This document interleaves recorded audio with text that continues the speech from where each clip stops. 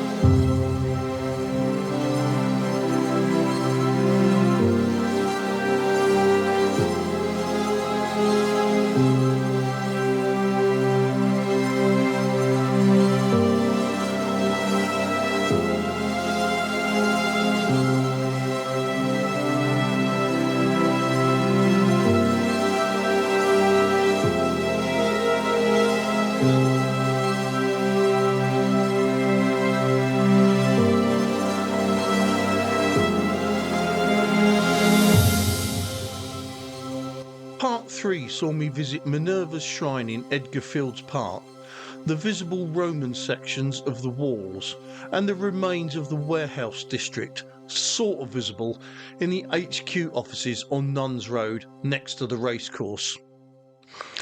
I'll begin this final part in Hanbridge, just a stone's throw from Minerva's shrine, where I'll be looking around the old Dee Bridge in search of any evidence of the Roman bridge which crossed the river here, where it's been reported that foundations to the piers can still be seen on the downstream side. This is the old Dee Bridge. Takes the road south out of Chester and into the Hanbridge area.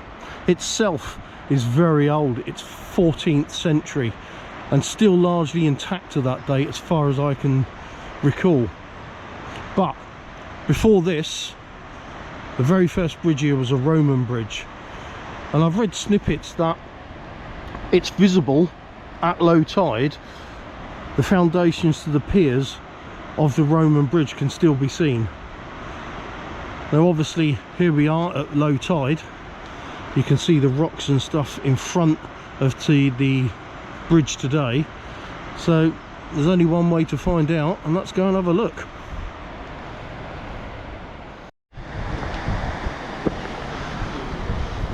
Well, this is the southwestern side of the old Dee Bridge, so let's have a look. So what can we see? Well, we've got something that's clearly far too modern down there, slabs on bricks, and we got natural bedrock I think over there. This here maybe natural bedrock, but it could be a good candidate for a bridge support maybe. Well, mostly over here we've got rubble brickwork which is covered in silt and weed. The same again here, we've got large bits of rubble that have been deposited over years, probably quite a lot of it Roman as well. The one thing of note though, if you look down there under the arch, we've got like a uniformed pattern to some of the rubble. It seems to be in lines. Now bearing in mind the second bridge here was Norman, and then this bridge here is 14th century, so a lot of work has gone on here over the last at least 1,000, let alone 2,000 years. So but there's possible potential there for some Roman stonework.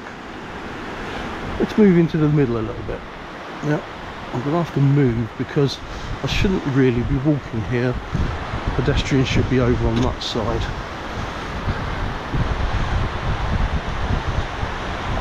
Right, just made the recess for instant death. Okay, what we got here? Well, we've got more large stones covered in silt and weed.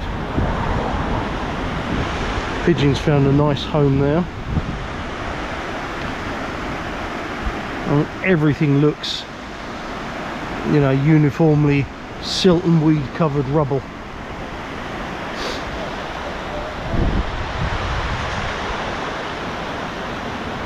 Only thing as we go towards the north bank. So we've got another outcrop of sandstone there. Looks, well, it's definitely natural. You can see the river level dropping there as it goes up to here. So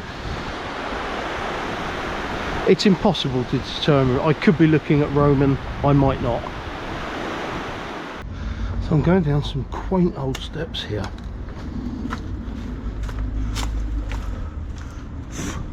Lots of mozzies. This is the southwestern side now. Fortunately, less stinging nettles. And this is probably the closest I'm going to get. Remember, I looked from up there on the bridge. We had that large stone plinth, which is, I think, the best candidate for a potential Roman bridge support foundation. So I'm going to say, if such a thing still exists today and is there to be seen, I reckon that could well be it. But as I said earlier, the jury definitely has to be out on this one. Thought to have been of wooden construction resting on stone piers, it's likely that the Roman D bridge was similar to this impression of another Roman bridge, the remains of which can be found at Peace Bridge in North Yorkshire. Back in the summer of 2022, I was hoping to visit another hypocaust in Northgate Street, this one almost opposite the column bases found in Pressemanger's basement. But at the time, the site, the former Miss Selfridge, was closed and boarded up. Alas, at the beginning of 2024, it was still boarded up and vacant, thus barring me any entry. Fortunately, I've managed to come across this very atmospheric photo, which shows a number of sandstone columns, part of a heating system where hot air would circulate this area and heat the room above, the floor of which would rest upon these columns. So what about the building which once occupied this area? Well, it's thought to have been the Praetorium, the residence of the legatus, or legion's commander, perhaps the equivalent of a general in today's military, and thought to date from the 4th century, the hypocaust would have been part of his own personal baths. From Northgate Street, our next visit takes me back towards the fortress's south wall and a well looked after part of DEVA VICTRIX. Pierpoint Court today resembles any back street in the town or any city, with deliveries to Chester's various shops taking place all the time. But if we turn onto Pierpoint Lane, off Bridge Street and walk up there, it'll take you to the DEVA Roman Discovery Centre, and some interesting remains can be found inside there.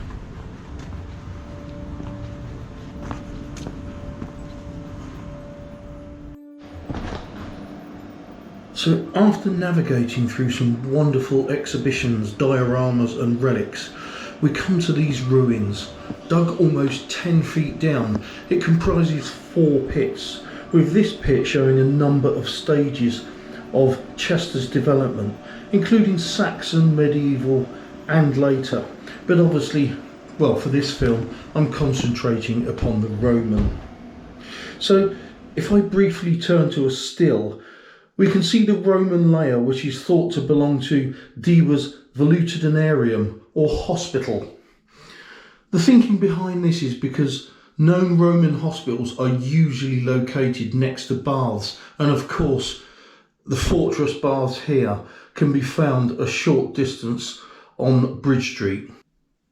Okay, so what are we actually looking at? Well, this is purely my interpretation. Now, you see the thick Roman wall at the top of the screen. Well, I believe that is an outside wall, while the smaller wall branching away to the top left is an interior wall, possibly a room divider. Now, both of those are 3rd century. The medieval layer that you can see in lilac is built on top of the Roman. Moving on to pit 2. Now that's on a different alignment, as can be seen on this composite picture. Now the remains in this pit are more defined. The wall running from left to right, well, that is part of the 3rd century building, while the stones jutting from beneath it belong to an earlier 2nd century structure and reused into the newer wall. It's unclear as to the semicircular structure, the one that looks like a well. It breaches the 3rd century wall, declaring it of a later build, but other than that, it's difficult to determine what it actually is.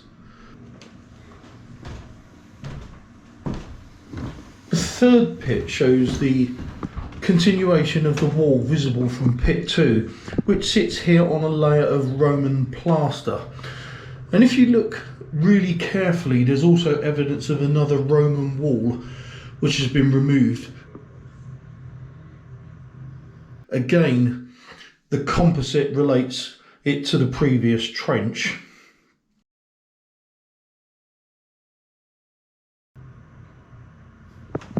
The last pit, number 4, shows the wall has actually disappeared, either robbed out or has diverted between here and pit 3, while the Roman layer is actually covered by paving slabs, suggesting it could have been a courtyard area. And once again, if we go to the full composite picture, it shows the scale of the hospital, if that's what it was. Hopefully, in time, more will be revealed.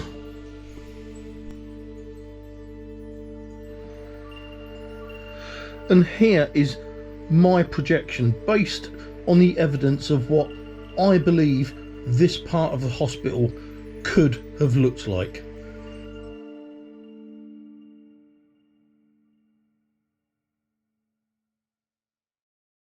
Next up, I'll turn to an area towards DEVA's centre, and one with a possible grisly past. Take this alley off Northgate Street into St Peter's Churchyard and you'll come to a quiet patio area. But go back to the Roman period and this area was part of the Principia, the central administration building. It was also purported to be an area of sacrifice, not of people but no less horrific, of chickens, lambs, carried out by priests known as haruspices. Roman culture was built upon the belief of many gods who, according to tradition, relied upon sacrifices for deeds rendered or those hoped for, as well as on annual festivals such as Vulcanalia or Saturnalia. And thankfully, it's an area of relative calm today, where you can enjoy a beer away from the busy streets. I'm now going to return to the North Wall, and I'm going to cover the story of amazing Victorian discovery. Now, although not actually in situ, I believe it's such an important discovery to Roman Chester that I think it certainly deserves a place here.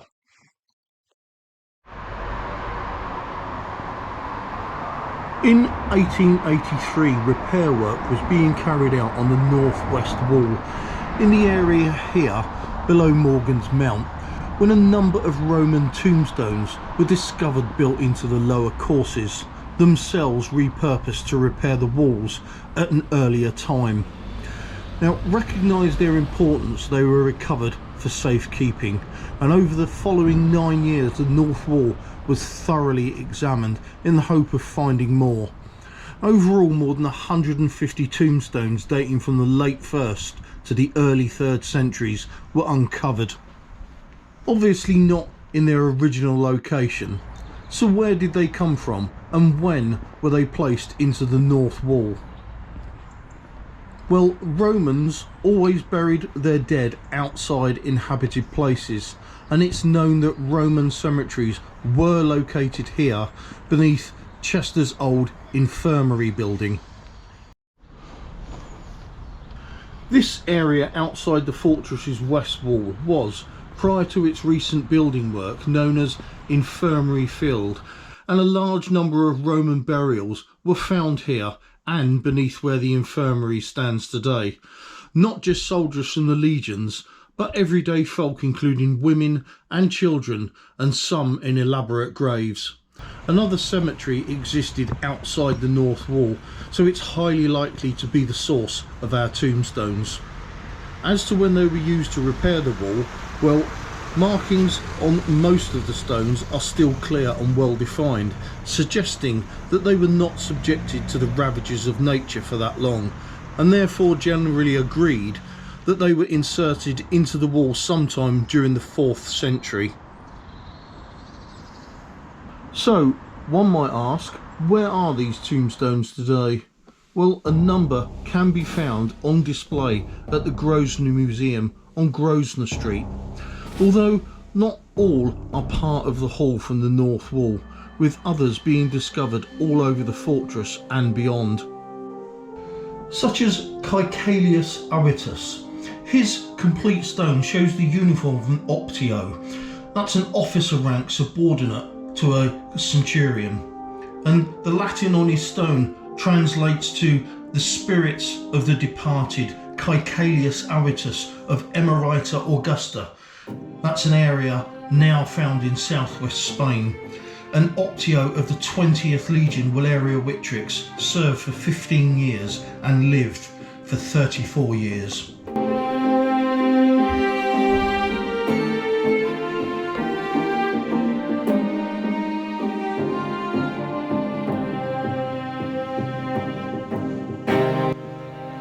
This one remembers Marcus Aurelius Nepos, a centurion in the 20th Legion. The stone also depicts his wife, who had this stone made, with the intention of adding herself when the time came, but for whatever reason, she never did.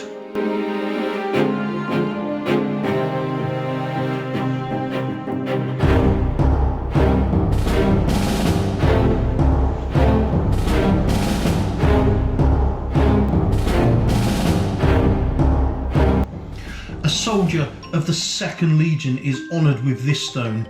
Gabinius Felix's legion was based at Isca Silurum, a fortress largely beneath the town of Caerleon near modern-day Newport in South Wales. It's unknown as to why he was in DEVA when he died. However, his date of death can be reasonably accurately recorded due to his stone stating that he was a soldier of the 2nd Legion Augusta Antoniniana. The title Antoniniana is an honorific and was only used between the years 213 and 222 AD, therefore allowing us a 9-year window as to when he died. Gabinius Felix was 40 years old.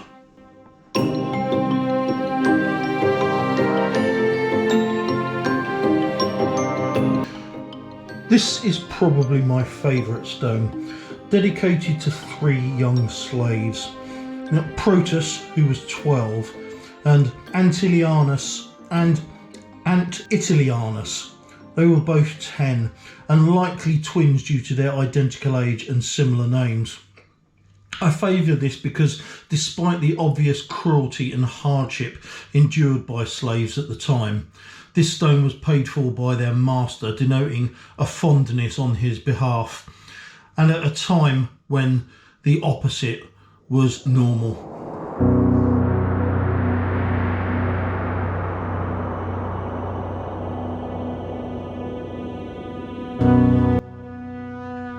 A number of stones show an image of the deceased enjoying a feast, presumably in the afterlife. This superbly preserved stone depicts Curatia Dionysia resplendent upon a couch. Her Greek second name suggests that she's travelled far from the eastern part of the empire. She was 40 years old when she died.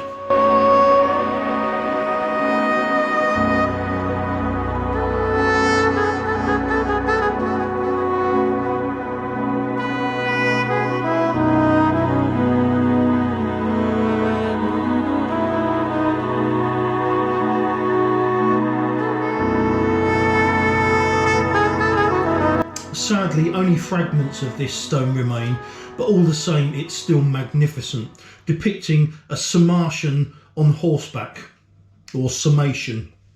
From southern Ukraine and northern Romania, the Sarmatians, after defeat by Emperor Marcus Aurelius in the late 2nd century, integrated into the empire and contributed troops with a regiment based at Bremerton Acham in the modern village of Ribchester in Lancashire.